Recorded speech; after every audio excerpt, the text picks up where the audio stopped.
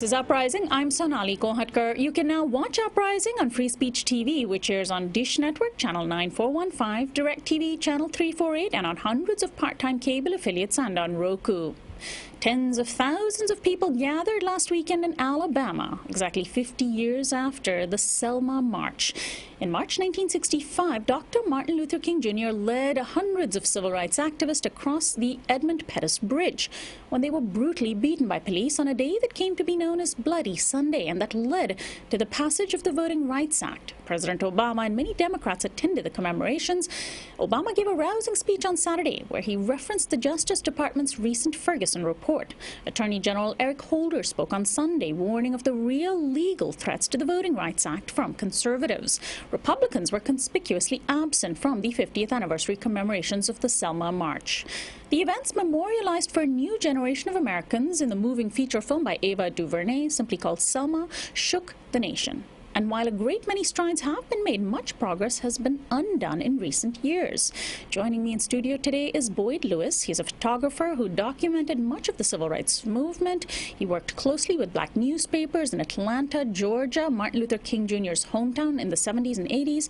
Kevin Alexander Gray is a longtime civil rights activist who also joins us. He co-edited the new book Killing Trayvons, an anthology of American violence, along with Jeffrey St. Clair.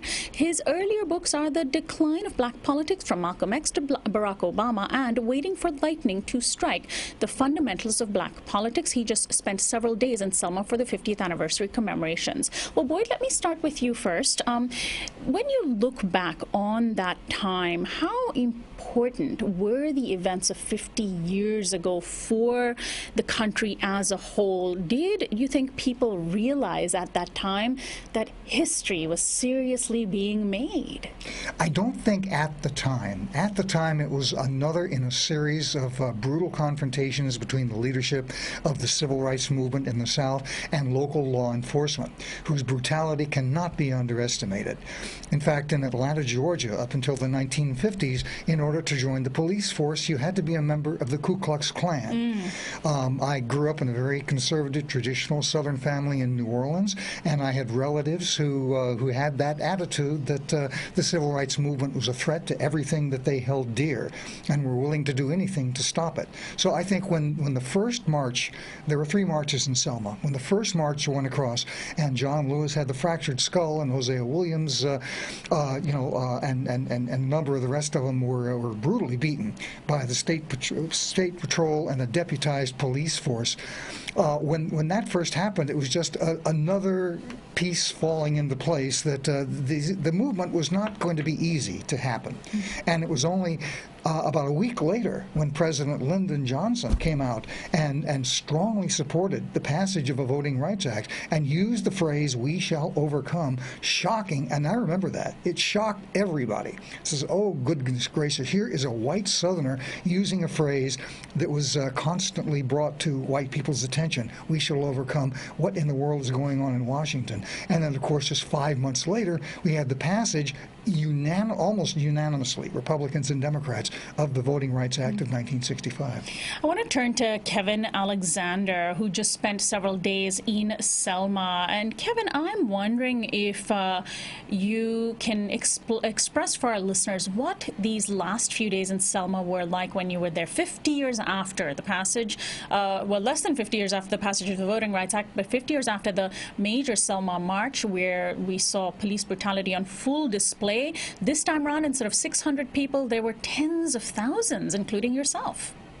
Well, I actually went down to Marion first, Marion, Alabama, where everything started. And it just so happens I've been back and forth to the Black Belt, I guess 3 or 4 times in the last month. I was over in Arkansas, in Alabama and Mississippi the week before the Selma 50 celebration. So and when I worked with Reverend Jackson in the 80s, it was my responsibility to organize that South. So just getting reoriented with Black Belt politics and Delta politics was really brought back memories for me. But then when you see the economic conditions that people are living under, that we're celebrating Selma, if you go to Marion, you'll see people in Marion celebrating Marion 50.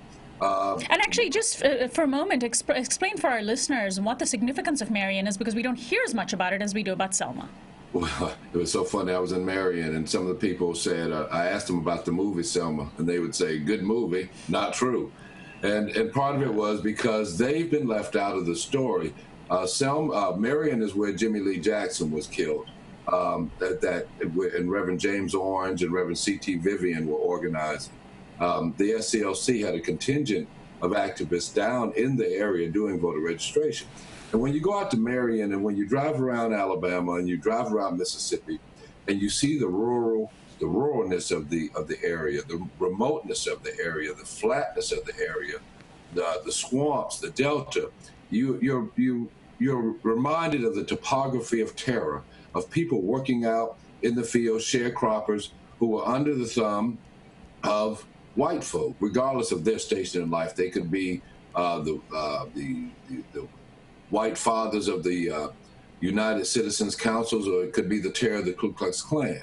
But when you're out there, you can feel how tough it must have been to be afraid or to have to be ready to defend your life, because not everybody was afraid. There were some people that would shoot back and fight back.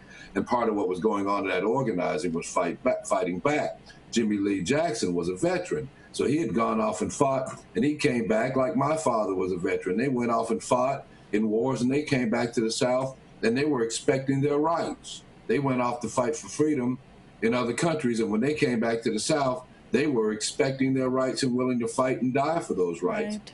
So everything started in Marion, but you hear everything about Selma, and even someone said you would have thought when they were writing in the movie that it talked about trouble in a little town across the way, that what would have it taken a screenwriter to write the word Marion?